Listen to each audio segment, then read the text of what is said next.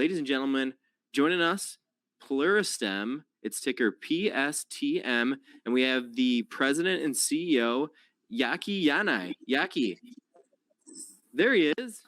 We are good to go, sir. Okay, thank you very much. It's great to be here.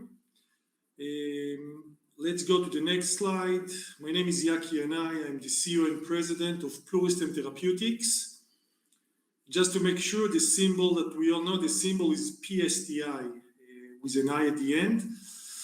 Let's go to the next slide. So Pluristem, we are a company that targeting regenerative medicine and cell therapy. Actually, one of the most advanced companies. We are using placenta cells as our product, and today we have a robust pipeline of indications. We are at very interesting times because in the next 6 to 9 months, we're going to have 3 clinical readouts going from phase 2, phase 1, and phase 3. So it's definitely interesting times in Pluristem. Very technological company with a lot of IP around it. We are a company that using the cells, you can see them in this slide. Placenta cells are quite a remarkable organ that we are utilizing as a therapy. The key advantage that our product is an off-the-shelf. So no match is needed between the donor and the patient. We actually treated hundreds of patients to date with different indications, showing a very good safety profile, and I'll get you through the clinical data, the efficacy, which was very good. While the company is well funded, we reported $80 million in cash, and we actually got a financial vehicle from the European Investment Bank, which was for 50 million euros, and we have access to additional 30 million euros. So the company is well funded for the next at least 3 years. It's a unique situation now to look at the market cap, which is almost at cash. So I think it's quite interesting to look at Pluristem with what we have to date. Next slide, please. So let me describe the process, how it looks like, and what this cell therapy is about. I'm sure that you all know or saw pregnant women in your lifetime. Well, pregnancy is quite a unique situation that during this pregnancy, we have 2 human beings, the mother and the baby, that in a remarkable way coexist without immune rejection of the one against the other. And the organ that modulates all of this interaction is the placenta. So we are using the source, the placenta cells, which are young, potent cells.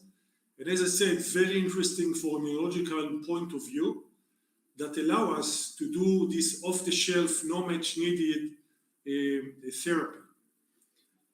But in Pluristem, it's much more than that. We're using our technology. We call it a 3-dimensional technology. I will explain about it in more details. This is our key competitive advantage that actually allow us to make over 20,000 doses, over 20,000 treatments from a single placenta. That's something that gives us a significant competitive advantage, and that's probably our main advantage in this industry. The product is, as you see, it is an off-the-shelf cells in a vial, about 100 million placenta cells in each and every vial like that. And we are developed the product that it will be very simple for any medical team across the globe to use it. We ship them, we developed a full cold chain logistic with partners like Thermo Fisher and Chart that allow us to get access to basically every center across the globe with our product. And everything that the only thing that the medical team need to do to take these vials, thaw them, take the cells out with using a simple needle and syringe and inject them into the patient body.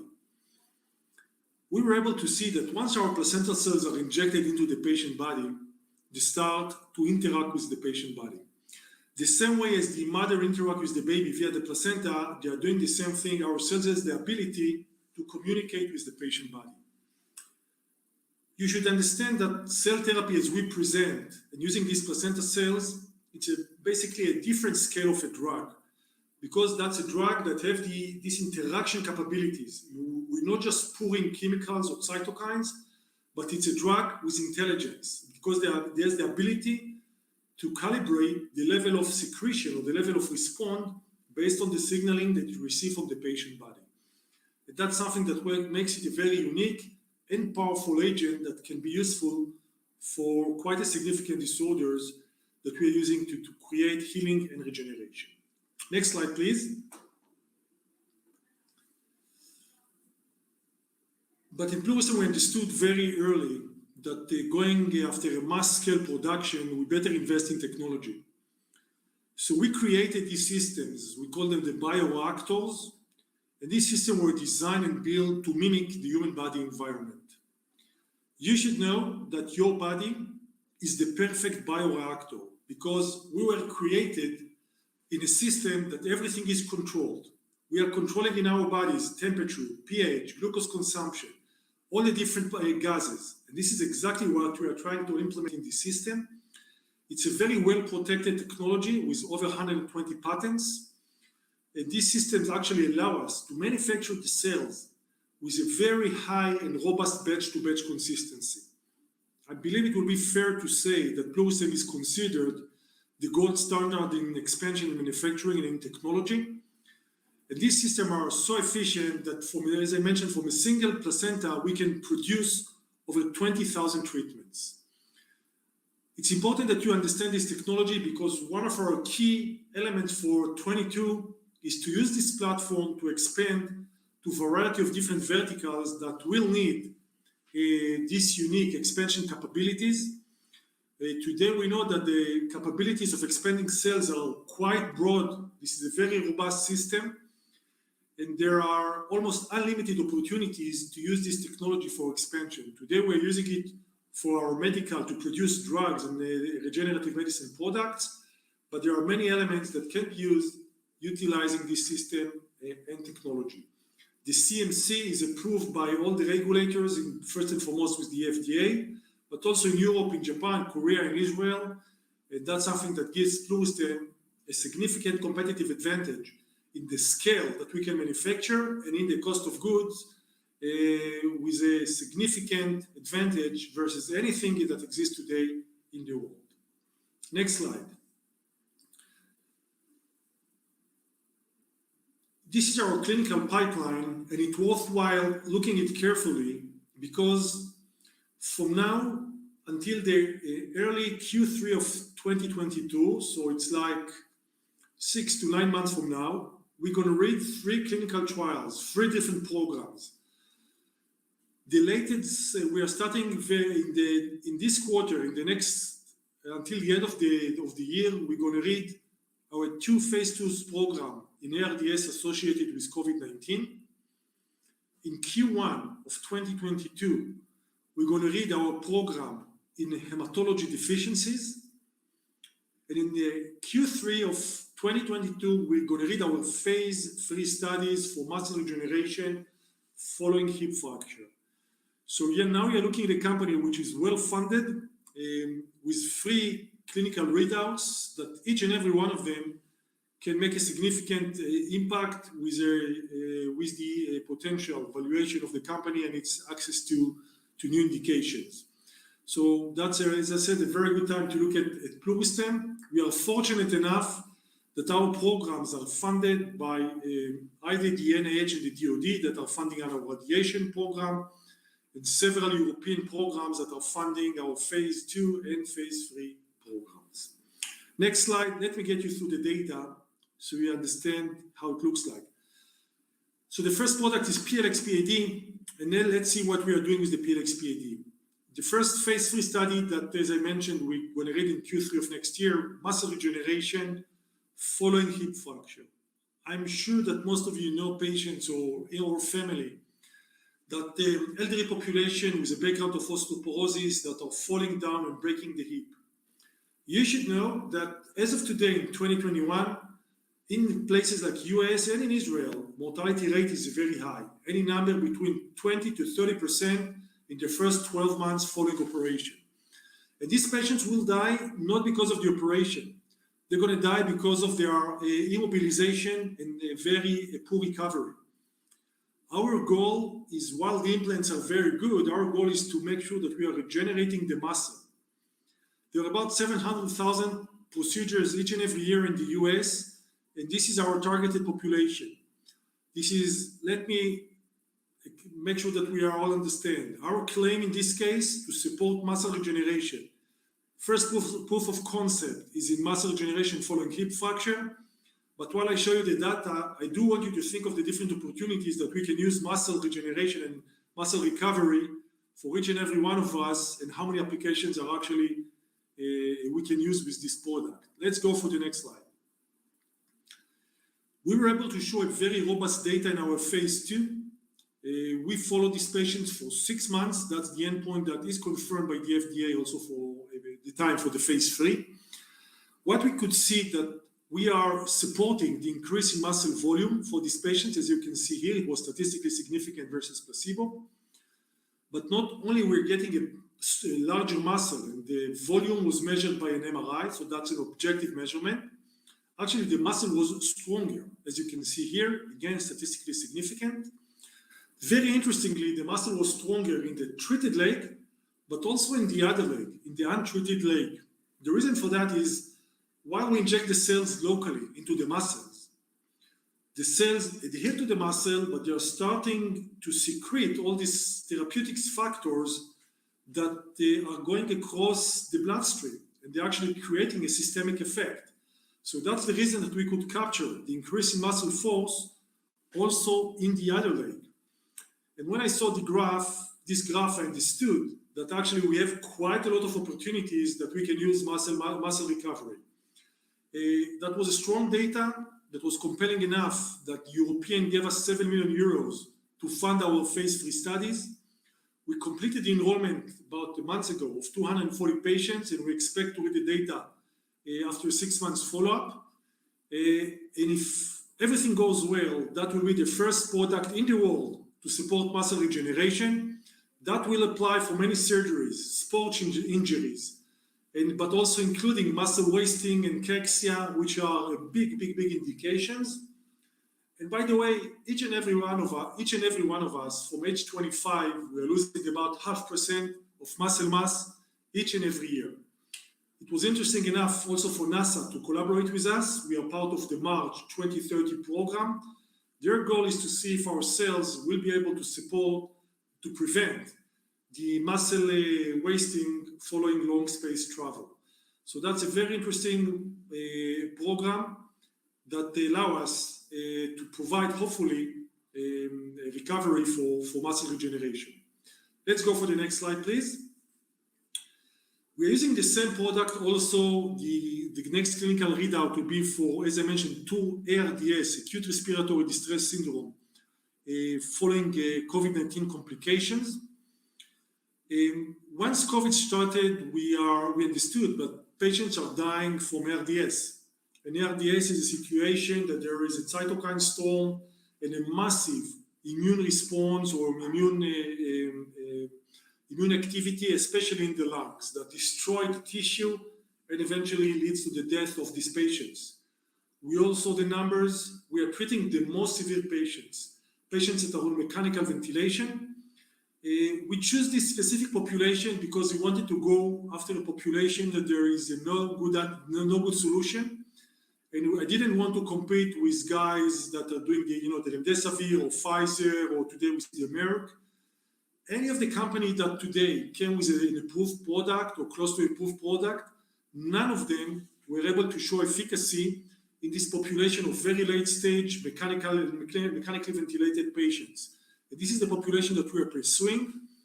The cells have the ability to secrete these cytokines, these factors that are able to get the balance of the immune system. So we are we are controlling the overactivation of the immune system. We started with a series of compassionate use programs that I'll share with you the data. But today we are actually completed the enrollment of 89 patients, and we expect to read the data by the year end. So it's a matter of any day right now. 2 phase 2 studies in the US and in Europe, and we got a massive 50 million euro support from the European Investment Bank to promote this program. Let's go for the next slide. This is what we saw in the compassionate use program. We treated several dozens of patients. Remember, mechanically ventilated patients in the US, when we started the study, the survival rate was about 20%, 25%. We were able to show in the compassionate use very high survival rate. Discharge rate was good. People were off ventilation very quickly and they went out of the hospitals. You can see on the right-hand side, that's actually the CRP. It's a marker for inflammation. We could see that the cells, once they are injected, they are secreting these anti-inflammatory cytokines. They are reducing the level of inflammation in the body and eventually lead to the controlling of the immune system and allow the body to recover and not kill itself as it was in the COVID. So very interesting, and I hope that we'll be able to repeat the data as we saw in the compassionate. It's going to be 2 phase 2 studies, and we're looking forward to see the data. As we speak, as of today, there is no good solution for these patients that are on mechanical ventilation, and none of the companies came with a good solution. Next slide, please. Let's go to the PLXR18, our second program. Next slide. We're using the PLXR18, which is also placenta-derived product. We have 2 active programs. One is a countermeasurement for radiation, like massive nuclear radiation. We are collaborating, and actually the program is fully funded by the NIH and the DoD. As you can see on the right-hand side, we were able to show that if we are injecting PLX cells with a window of 48 hours post-radiation, instead of 30% survival in the placebo group, we're seeing close to 100% survival in the placebo group.